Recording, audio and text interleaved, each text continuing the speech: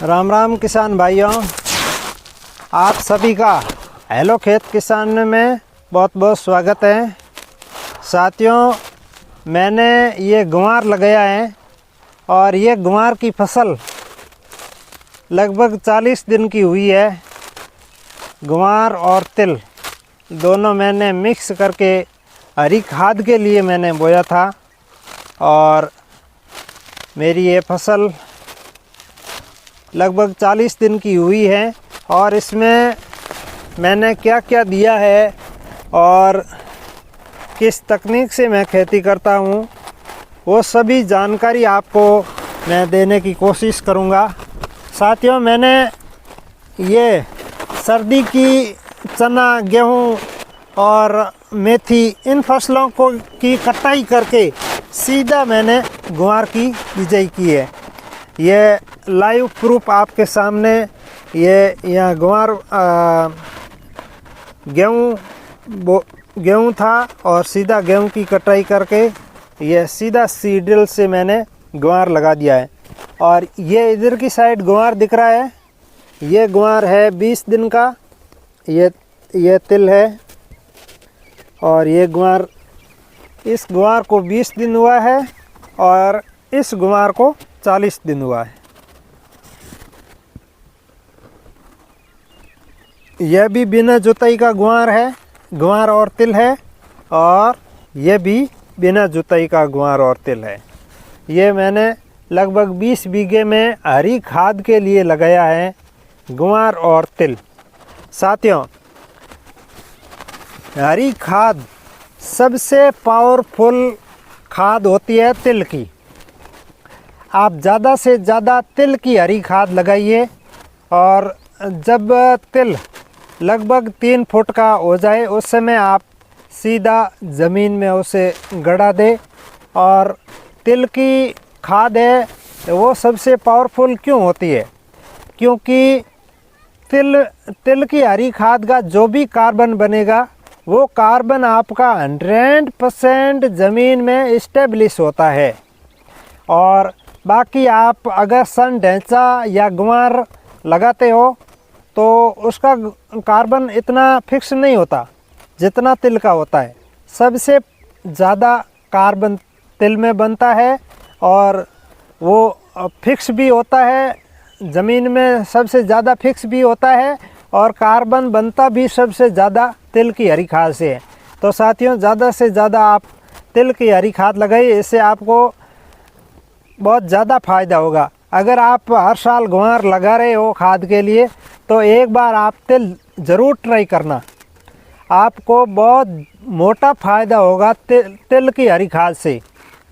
तिल का कार्बन है वो आपको ज़मीन में इस्टेब्लिश होगा और कम से कम हवा में उड़ेगा और आपकी ज़मीन है वो ज़्यादा मज़बूत होगी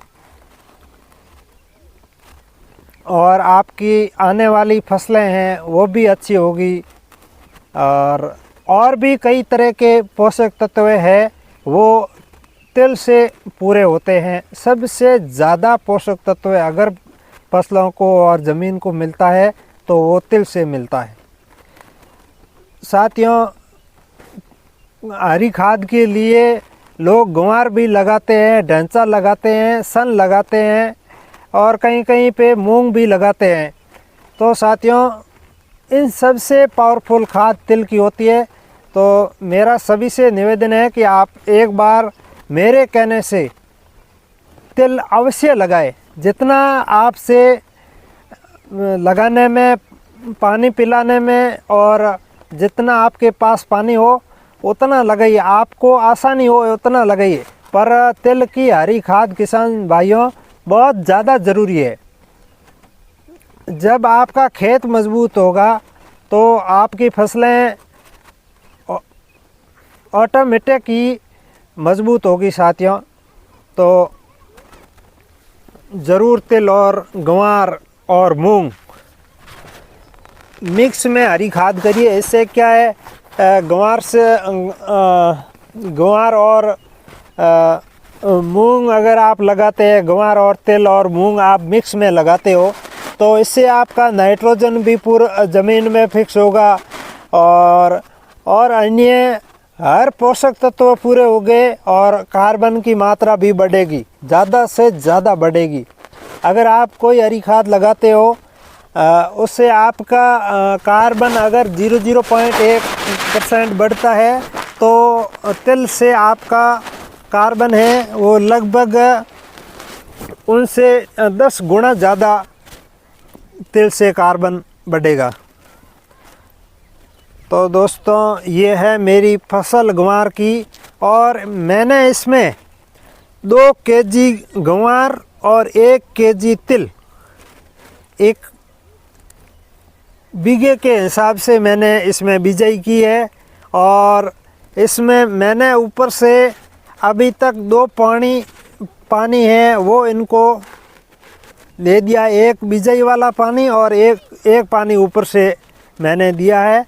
और इसमें मैंने जीवाणु जल और 1 अणु जल मैंने इसमें चलाया है, TCBT का फार्मूला अणु जल। दोस्तों मैं इसमें पिछले 3 सालों से बिना केमिकल के खेती कर रहा हूँ, ऑर्गेनिक खेती कर रहा हूँ और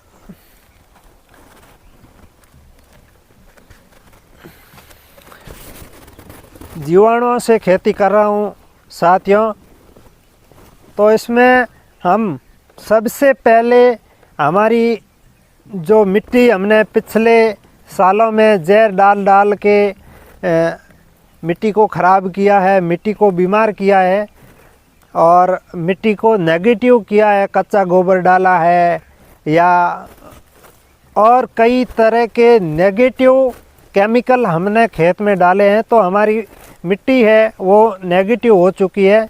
तो अग्निहोत्र और अग्निहोत्र भस्म और फिटकरी से हमने सबसे पहला काम किया है, मिट्टी को पॉजिटिव किया है, मिट्टी को ऊर्जावान किया है, मिट्टी को शक्तिवान किया है। तो साथियों अग्निहोत्र एक हवन होता है, सूर्य उदय और सूर्य अस्त परफेक्ट टाइम पे एक हवन होता है। उस हवन से जो भी राख निकलती है वो राख एक्टिवेट होती है, एक्टिवेट राख होती है, एक्टिवेट चारकोल होता है अग्निहोत्र में जो भस्म निकलती है उससे। और उसमें 42 से 48 माइक्रो न्यूट्रिएंट जो अवेलेबल फॉर्म में उस राख में हैं दोस्तों। तो उस राख और फिटकरी 100 ग्राम अग्निहोत्र की राख और 100 ग्राम फिटकरी, इन दोनों को 200 लीटर पानी में मिला के 24 घंटा रखा और उसके बाद में 1 एकड़ में चला दिया। तो साथियों इससे हमारी मिट्टी है, हमारा खेत है वो पॉजिटिव हुआ, ऊर्जावान हुआ। और नंबर 2 हमने काम किया, इसमें जीवाणु डाले, जिंक के जीवाणु डाले, सल्फर के जीवाणु डाले, पोटास के जीवाणु डाले, कार्बन के जीवाणु डाले, फास्फोरस के जीवाणु डाले, जिंक के जीवाणु डाले। और इन सभी पोषक तत्वों के हमने हमारे खेत में इन सभी पोषक तत्वों के जीवाणु डाले। जो जीवाणु सल्फर का जीवाणु है वो सल्फर मिट्टी से सल्फर खाता है और पौधे को, फसल को अवेलेबल फॉर्म में प्रदान करता है। तो साथियों जिंक का जीवाणु जिंक ही खाता है और वो ज़मीन से जिंक खाता है और पौधे और फसल को अवेलेबल फॉर्म में कन्वर्ट करके देता है। तो साथियों हमने ये सभी जीवाणु डाले और उसके बाद में हमने रक्षक जीवाणु डाले, जो फंगस और वायरस ऐसी बीमारियां आती हैं, उस फंगस वायरस को नष्ट करने वाले जीवाणु डाले हमने, जो फंगस वायरस को खाते हैं, फंगस वायरस को नष्ट करते हैं और कीटों को नष्ट करते हैं। कीटों की जो बीमारियां हैं वो हमने हमारे खेत में डाली। मित्र फंगस, मित्र वायरस डाले, मित्र फंगस डाले, मित्र कीट इसमें हमने देखे हैं आते। जो मित्र कीट होते हैं वो शत्रु कीटों को खाते हैं, तेला हो गया या रस चूसक कीट हो गए, इन सब को वो खाते हैं। तो हमने पिछले 3 सालों से हमारे खेत में हमने मित्र कीट भी देखे हैं। तो दोस्तों, और उसके बाद में हमने इसमें डाला है जैव रसायन, भस्म रसायन, लाल पीली मिट्टी। साथियों, लाल मिट्टी में कई तरह के पोषक तत्व होते हैं। लाल मिट्टी में आपका आयरन होता है और कई तरह के पोषक तत्व होते हैं। लाल मिट्टी में पोटाश होता है और पीली मिट्टी में भरपूर मात्रा में सल्फर होता है और कैल्शियम होता है और कई तरह के पोषक तत्व पीली मिट्टी में होते हैं। तो साथियों, इन मिट्टियों को मिला के हमने खेत में डाला। मिट्टियों से हमने हमारे खेत में जो भी हमारी फसल को पोषक तत्व चाहिए वो हमने अगले 100 सालों के लिए इसमें डाल दिया है। बार बार डालने की ज़रूरत नहीं। मिट्टी एक बार डालो, अपनी ज़िंदगी में नहीं, इस खेत की ज़िंदगी में आपको दोबारा डालने की ज़रूरत नहीं पड़ेगी। तो साथियों, हमने इसमें मिट्टी डाली, भस्म रसायन डाला, जैव रसायन डाला। फल फूल से बनता है 3 महीने से एंजाइम बनता है। 3 किलो फल, 1 किलो गुड़, 10 लीटर पानी, उसको 90 दिन एयर टाइट पैक करके रखना पड़ता है। फिर उससे जो लिक्विड बनता है उसमें एंजाइम होता है, अल्कोहल होता है, एल्कलाइन होता है, सभी पोषक तत्व उसमें होते हैं। और उसमें जो भी कीट आते हैं उसका भी हम उनसे उपचार करता है। खट्टा मीठा कड़वा 3 तरह के बनाते हैं।